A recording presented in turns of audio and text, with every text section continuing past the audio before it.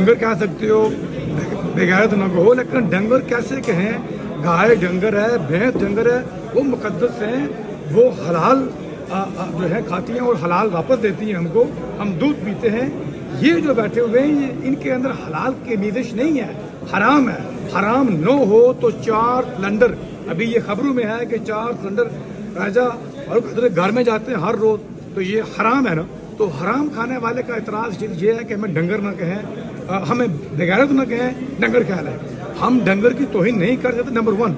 और नंबर 2 जो आपका जो सवाल था ईश्वर यासीन का, एक अनपढ़ आदमी है, 10वीं पास। हमारे दोस्त जावेद साहब ने कहा कि गाँव के मास्टर लिहाज साहब है, उन्होंने इसका इम्तहान दिया हुआ था, मैट्रिक था।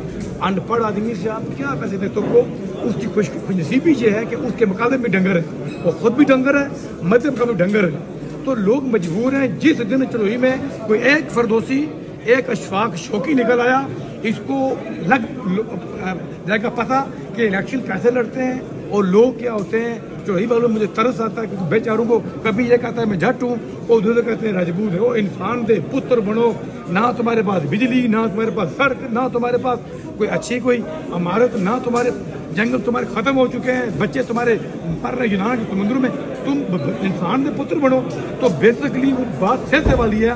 तो हमने लोगों को कहा ये क्या ले गए तो इखलाक, तो उन्होंने कहा जो सामने था वो भी देखो कैसा है। तो यहाँ बात हुआ कि डंगर बम का डंगर, तो हम चलोही वालों कहते हैं इंसान ढूंढो, तुम्हें इंसान मिल गया, इन शब्द मसल देंगे।